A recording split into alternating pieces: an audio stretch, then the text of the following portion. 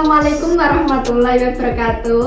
Hai teman-teman, perkenalkan saya Cindy Putri Damayanti.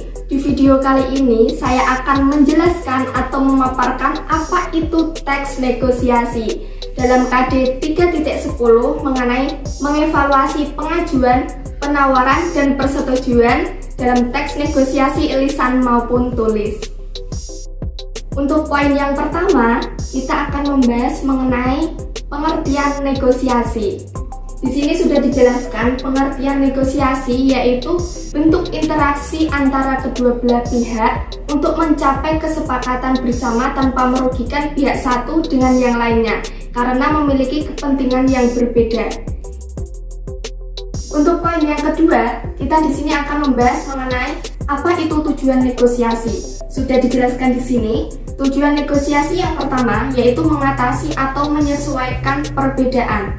Jadi, orang pastinya mempunyai pendapat yang berbeda-beda. Perbedaan itu disatukan dan disepakati. Untuk yang kedua, memperoleh sesuatu dari pihak lain. Maksudnya apa? Maksudnya, misalnya seorang pembeli pasti dia ingin memperoleh barang yang dia inginkan. Sedangkan si penjual berarti ia ingin barangnya itu laku. Untuk yang ketiga, mencapai kesepakatan yang dapat diterima kedua belah pihak. Dan yang keempat, menyelesaikan sengketa atau perselisihan pendapat. Jadi negosiasi itu berunding agar pendapat itu dapat diperolehkan. Untuk poin yang ketiga, di sini akan membahas mengenai 4 unsur pembangun.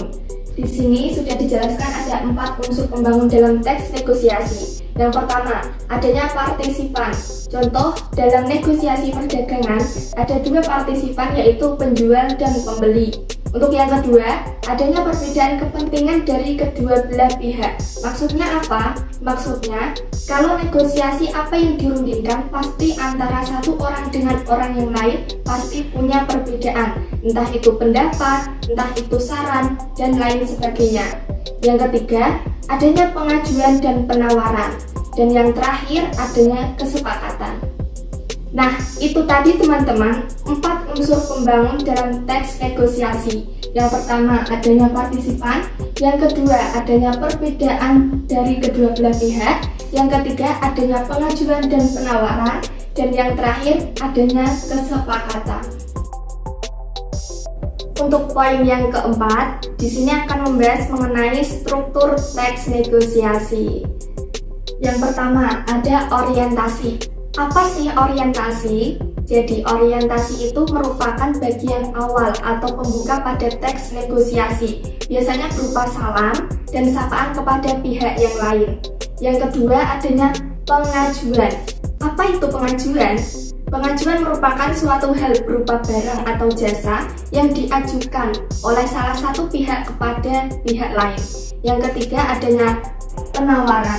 Penawaran merupakan usaha yang dilakukan salah satu pihak ketika menemukan ketidaksesuaian atau ketidakkesepakatan.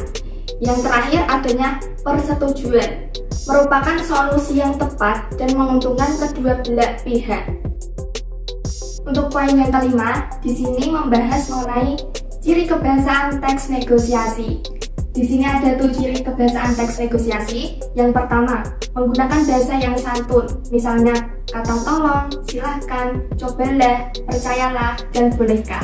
Yang kedua, terdapat ungkapan atau kalimat persuasif, yaitu bahasa untuk membujuk, misalnya ayah doakan saja biar mudah meraih cita-cita. Yang ketiga, berisi pasangan tuturan, yaitu mengucapkan salam, membalas salam, bertanya menjawab, atau tidak menjawab.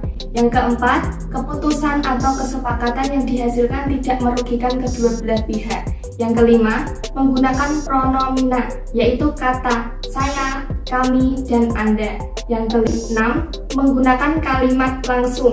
Dan yang terakhir, bersifat memerintah dan memenuhi perintah. Untuk poin yang keenam, di sini ada jenis-jenis negosiasi. Di sini ada 4 jenis. Yang pertama ada negosiasi perdagangan, yaitu yang seperti apa sih? Yaitu misalnya ketika kalian pergi ke pasar, pasti ada interaksi jual beli antara penjual dan pembeli. Nah, ketika interaksi tersebut biasanya ada negosiasi untuk mendapatkan harga yang terbaik.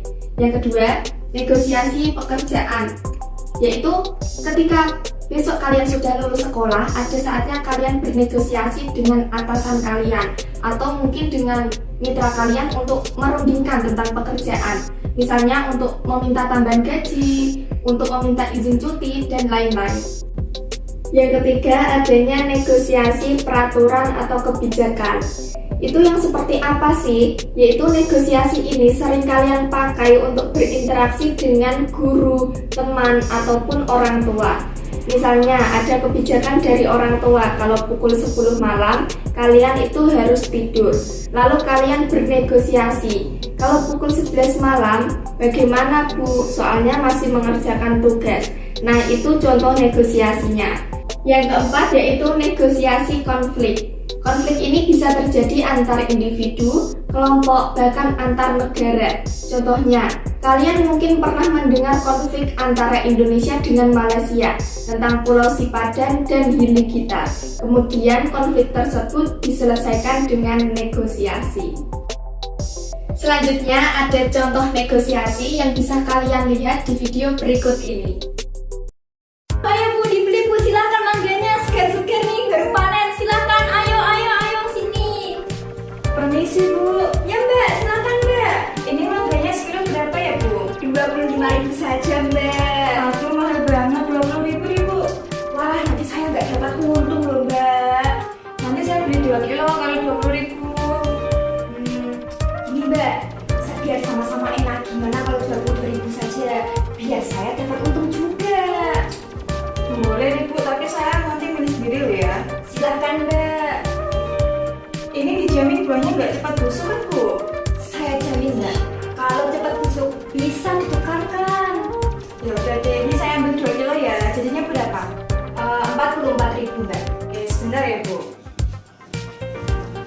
Uangnya 50.000, kembaliannya 6.000 ya Mbak. Terima kasih. Ini sih Bu. Ya.